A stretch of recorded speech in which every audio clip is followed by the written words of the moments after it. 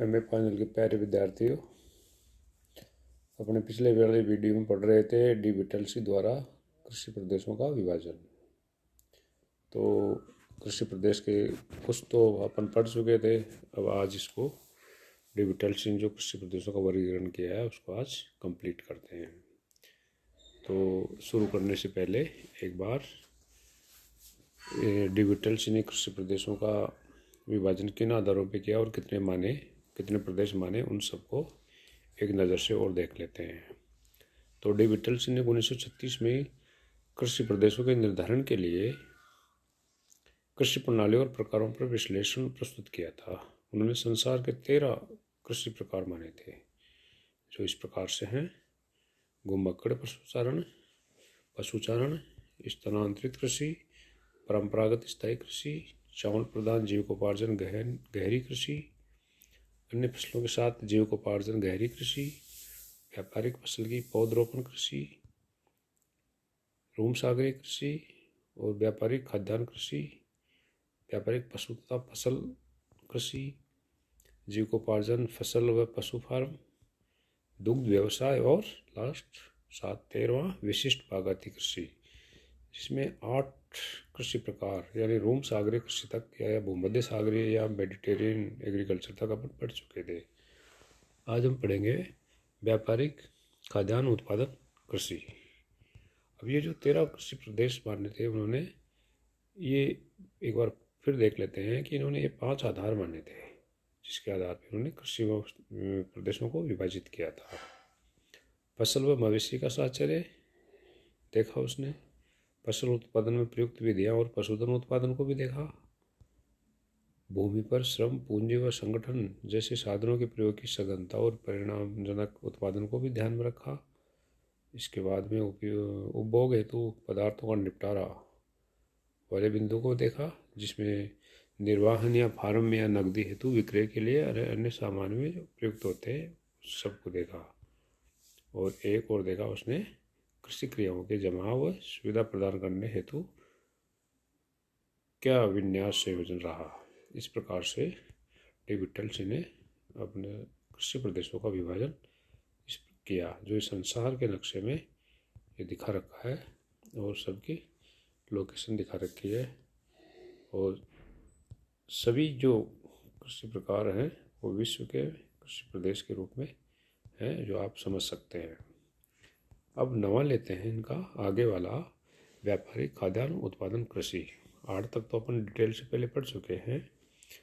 Commercial grain farming. Commercial grain farming कृषि व्यवस्था तकनीकी विकास की देन है। इस प्रकार की कृषि मध्य अक्षांश से आर्द्र व शुष्क प्रदेश के मध्य विस्तृत घास मैदान में मिलती है, जहाँ की मिट्टी वनस्पति और हिमयुग के निक्षेपण से अधिक उपजाऊ है। इस प्रकार की कृषि के क्षेत्र यूएसए, कनाडा के प्रेरी प्रदेश, अर्जेंटीना के पंपाज, ऑस्ट्रेलिया व रूस के स्टेपी भागों में पाए जाते हैं। जिसकी विशेषता इस प्रकार से है। पहली विशेषता है विस्तृत क्षेत्र पर कृषि की जाती है। दूसरी है कृषि में यंत्रीकरण का सर्वाधिक प्रयोग किया जाता है इस प्रकार की कृषि में, व्यापारिक खाद्यान्न उत्पादन में। तीसरा, ये इस प्रकार कृषि बड़े बड़े फार्मों पे होती है। चौथा इस विशेषता है इसमें एक ही फसल का विशिष्टीकरण होता है और पूंजी का निवेश इसमें सबसे अधिक होता है, बहुत अधिक होता है। इस प्रकार से 5 विशेषताएं थी इसमें। इस कृषि प्रणाली की एकमात्र फसल गेहूँ है। स्थानीय खपत बहुत ही सीमित है, क्योंकि कम जनसंख्या घनत्व जब पाया जाता है, अतः बड़ी मात्रा में खाद्यान्न व्यापार के लिए बच जाता है। चावल का उपयोग स्थानीय क्षेत्रों में किया जाता है, जबकि गेहूँ अंतर्राष्ट्रीय बाजार और मुख्य निर्यातक खाद्यान्न है। अब इसकी भी आलोचना के बिंदु रहे हैं कुछ, कि ये जो इस प्रकार से है, इन क्षेत्रों की जनसंख्या में वृद्धि से स्थानीय खपत में वृद्धि हुई, यानी उत्पादन निर्यात कहाँ से होगा। खाद्यान्न के साथ साथ व्यापारिक फसलों का भी उत्पादन हुआ है, अभी वर्तमान होने लगा है। वर्षा की कमी, जल की कमी के कारण गेहूं के उत्पादन में भी कमी आने लग गई है और लोग पशुपालन व्यवसाय पर भी ध्यान देने लग गए हैं, तथा जनसंख्या वृद्धि के कारण बड़े बड़े कृषि फार्मों की संरचना में भी कमी हुई है। इस प्रकार से इन बिंदुओं के आधार पर इसकी आलोचना की गई। ये था 9वां। 10वां है व्यापारिक शस्य एवं पशु उत्पादन यानी मिश्रित कृषि व्यवस्था। मिश्रित कृषि व्यवस्था क्या थी? इसमें फसलों का उत्पादन और पशुपालन का कार्य दोनों व्यापारिक दृष्टि से साथ साथ किया जाता है। व्यवस्था पश्चिमी यूरोप में से एक लंबी पेटी के रूप में साइबेरिया तक फैली हुई है। पूरब की ओर ये पेटी क्रमशः पतले होती जाती है, यानी कम होती जाती है। इसमें मैक्सिको के मध्य ये इसका उत्पादन होता है। दक्षिण अमेरिका के दक्षिणी ब्राज़ील, अर्जेंटीना के कुछ भाग और दक्षिणी अफ्रीका के पूर्वी भाग में इस प्रकार की मिश्रित कृषि की व्यापारिक मिश्रित कृषि की जाती है। यहाँ का फसलों का उत्पादन 3 दृष्टियों से किया जाता है।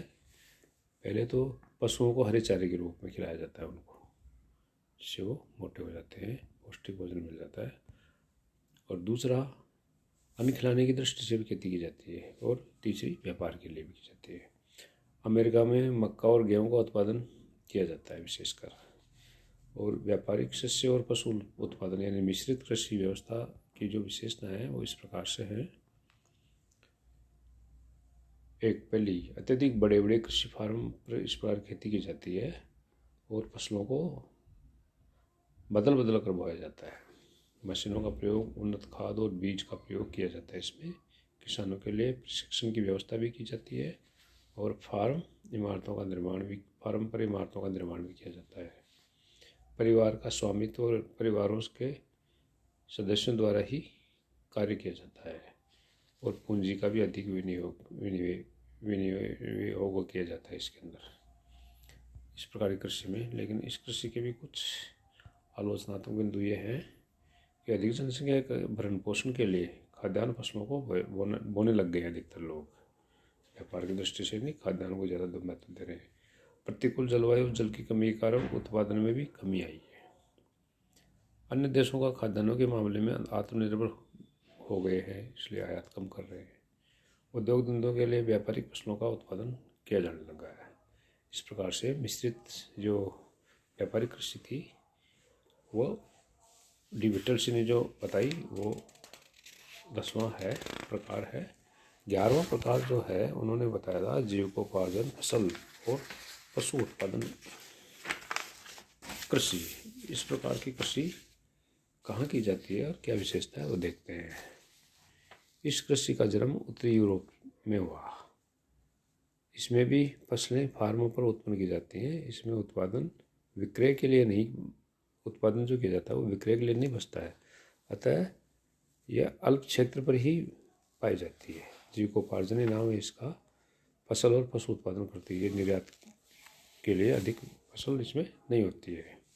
इस प्रकार की कृषि पश्चिमी एशियाई अर्थात टर्की, उत्तरी ईरान, मध्यवर्ती एशिया और उत्तरी साइबेरिया में तथा भौगोलिक दशाएं अनुकूल यहाँ नहीं है, विकसित हुई है। वहाँ पे अतिशीत तथा शुष्क मौसमी दशाओं के कारण वर्ष में केवल एक ही फसल का उत्पादन हो पाता है।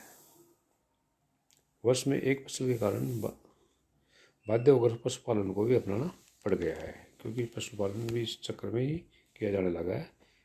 इस जीविकोपार्जन फसल और पशु उत्पादन कृषि की भी जो आलोचनाएं हैं या कमियां रही हैं वो इस प्रकार से हैं। आज के इस तीव्र विकास में इतनी प्रगति हो गई है कि विश्व में इस प्रकार की कृषि व्यवस्था व्यापारिक शस्य और पशु उत्पादन कृषि के रूप में बदल गई है। प्रतिकूल दशाओं को तकनीकी विकास के कारण अनुकूल दशाओं में बदल दिया गया है, क्योंकि टेक्नोलॉजी ने सब कुछ बदल दिया है। उद्योगों के विकास के कारण व्यापारिक फसलों का भी उत्पादन बढ़ा है। व्यापारिक फसलें अधिक पैदा करने लग गए हैं। और उन्नत में क्या है, जैसे खाद बीज उन्नत तकनीकी को अपनाकर भी उत्पादन में वृद्धि की जाने लगी है। और इसके अलावा शुष्क क्षेत्रों में सिंचाई की व्यवस्था की जाने लग गई है। और इसका 6वां जो बिंदु है आलोचना का वो है अधिक जनसंख्या के भरण पोषण के लिए खाद्यान्न और उद्योग धंधों के लिए व्यावसायिक उत्पादन को बढ़ावा दिया जा रहा है। इस प्रकार से तकनीकी विकास से पहले वाली स्थिति नहीं बनी है। और ये संसार के नक्शे में आप इसको देख सकते हैं कि व्यापारिक अनाज फार्मिंग कहाँ है और फसल और मवेशी फार्मिंग कहाँ पे की जाती है और व्यापारिक डेयरी फार्मिंग कहाँ की जाती है। वो देखिए सारे अमेरिका में व्यापारिक उद्यान और फलों की खेती कहाँ की जाती है, वो इस नक्शे के अंदर आप सबको दिखा रखा है, जिसमें आप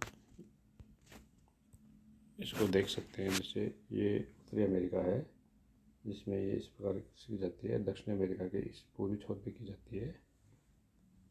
इस प्रकार से यूरोप में ये इस भाग में इस प्रकार की कृषि की जाती है। तो ये संसार के नक्शे में इसका लोकेशन आप देख सकते हैं। इसके अलावा अगली कृषि है व्यापारिक दुग्ध पशुपालन कृषि। व्यापारिक दुग्ध पशुपालन कृषि में क्या किया जाता है कि इसको अपन कॉमर्शियल डेयरी फार्मिंग भी कहते हैं। इस कृषि का प्रधान उद्देश्य दूध और दूध से उत्पादन पदार्थों के व्यापारिक उत्पादन के लिए खेती करना है। ये यूरोप, उत्तरी यूएसए, कनाडा, ऑस्ट्रेलिया और न्यूजीलैंड में प्रचलित है। Denmark, Belgium, Netherland, Finland, France और स्विट्जरलैंड में कृषि की 40% आय का स्रोत डेयरी फार्मिंग ही है, यानी कॉमर्शियल डेयरी फार्मिंग। ये उद्यम उन्हीं भागों में फैला है जहाँ शहरी बाजारों की निकटता, यानी सिटी के आसपास, जहाँ उपभोक्ता बहुत ज़्यादा होते हैं। दुग्ध, क्रीम, मक्खन, पनीर, मांस बेचने की सुविधा सुलभ है तथा परिवहन के साधन सुलभ है, क्योंकि इस तरह की चीज़ें, खाद्य पदार्थ तो उपभोक्ता तक पहुँचाई जाती है। इस कृषि का विस्तार समशीतोष्ण जलवायु प्रदेशों में ही है। इसमें अधिक पूंजी का निवेश करना पड़ता है। आज विश्व के देशों में जीवन स्तर ऊंचा उठने के साथ ही डेयरी उत्पादन की मांग भी असाधारण रूप से बढ़ी है, क्योंकि लोगों की भोजन का मुख्य लोग खान पान पर अधिक ध्यान देने लग गए हैं। यह उद्योग अब वैज्ञानिक स्तर पर आ गया है, यानी कॉमर्शियल डेयरी फार्मिंग बहुत ज़्यादा, क्योंकि डेयरी और डेयरी से के दूध और दूध से उत्पाद वाले पदार्थ बहुत सारी मांग बढ़ गई है। अब इस प्रकार की कृषि की के भी कुछ आलोचनात्मक बिंदु हैं, वो इस प्रकार से है। इसका विस्तार अब काफ़ी बढ़ गया है, क्योंकि ये जो ऊपर वाले देश गिनाए थे उनके अलावा भी बहुत सारा विश्व के अनेक देशों में फैल गई है। अब अनेक देशों में दुग्ध उत्पादन कृषि व्यवसाय किए जाने लगा है। प्राकृतिक प्रकोपों से पशुओं को नुकसान होता है, अतः लोग इस उद्योग को कम महत्व देने लग गए हैं, क्योंकि पशुओं में बीमारी आ जाती है, तो भी इसको भी महत्व कम हो रहा है कई जगह। खाद्यान्न और व्यापारिक फसलों का भी उत्पादन अधिक किया जाने लगा है इसके साथ साथ, और इसके क्षेत्र में विस्तार भी हुआ है और यह डेयरी फार्मिंग बढ़ा भी बहुत ज़्यादा है। इस प्रकार से कॉमर्शियल डेयरी फार्मिंग भी के भी क्षेत्र हैं जो बड़े हैं। अब लास्ट और जो कृषि है स्पेशलाइज्ड और वो है हॉर्टिकल्चर, यानी बागवानी। इस प्रकार की कृषि किन क्षेत्रों में होती है, ये भी डेविड ने अपने विभाजन में लिया है। तो इसका लास्ट विभाजन है स्पेशलाइज्ड हॉर्टिकल्चर, यानी विशिष्टीकृत उद्यान खेती कर दो या बागवानी खेती कर दो। इस कृषि के अंतर्गत सब्जी, फल और फूल का उत्पादन किया जाता है, जो लोग सभी देशों के औद्योगिक और शहरी विकास की देन है। विशेषकर यूएसए में इसे ट्रक फार्मिंग भी कहते हैं, क्योंकि बड़े बड़े नगरों के समीपवर्ती क्षेत्रों पर फूल, फल, सब साग सब्जी की कृषि सघन रूप से व्यापारिक दृष्टि से की जाती है, जहाँ से उसे ट्रक और सामान ढोने वाले साधनों द्वारा उपभोक्ताओं तक या मंडियों तक उन्हें शीघ्र सुरक्षित पहुँचाया जाता है। तो इस प्रकार की कृषि ट्रकों के द्वारा उपभोक्ताओं को पहुँचाया जाता है, इसलिए इसको ट्रक फार्मिंग भी कहते हैं। ट्रक फार्मिंग या ये बागवानी कृषि अमेरिका, उत्तरी पश्चिमी Europe, Britain, Denmark, Belgium, Holland, France, Germany आदि देशों में घनी आबादी वाले भागों में संपन्न होती है। इसकी इस प्रकार की जो बागवानी कृषि की विशेषता है यह है कि इसमें साग सब्जी, फल फूल को ही उगाया जाता है, और इसमें खेतों का आकार छोटा होता है, कम जगह पे बहुत सारी चीज़ें फल फ्रूट और फूल उगाए जा सकते हैं। इसमें श्रम और पूंजी का अधिकाधिक विनियोग होता है। तो उत्पादन अपेक्षाकृत अधिक होता है, यानी इसमें खाद, पानी, दवाइयाँ आदि की उचित मात्रा में आवश्यकता होती है, क्योंकि जब इसका उत्पादन बहुत बढ़ता है और इसमें कुशल श्रमिक रखे जाते हैं। तो लास्ट में इसकी विशेषता है, महत्वपूर्ण है, भूमि को सघन रूप में जोता जाता है। अब जैसे ये खेती होने के बाद में वो जो उत्पादक माल को रेफ्रिजरेटर की व्यवस्था से जलयानों यानी रेल के डिब्बों, ट्रकों में भर करके ताज़ी साग सब्जी, फल फूल दूर दूर तक पहुंचाए जाते हैं।